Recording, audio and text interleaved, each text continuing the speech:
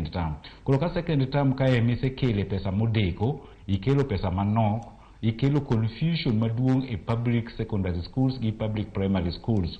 To mae is affecting learning kaka wadhi wacho bang'e, affect somo nikech gik mang'eny ok nyal dhi mbele. Koro principal through their union kata association gimiluongo ni Kesha gi Kepsha mar jo primary head teachers ni gin mana right ka giwacho ni sirikal njaogi gi jogopegi e running of the schools, to ema is responsible for gik mwaneno mang'eny e second term.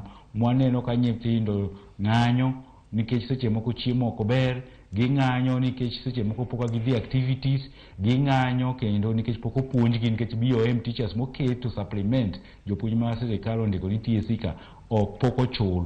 Koro iyudo ka second term kae be ema iyudo ka dormitories iwang'o.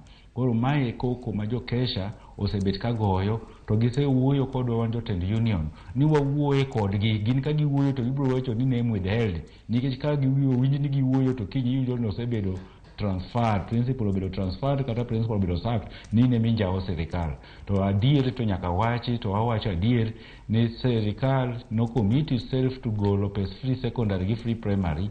Pesa no igole modeko, to pesa no be igole nus ma ok onyal konyo gima duong' ahinya e skul kae. Japuonj Awange.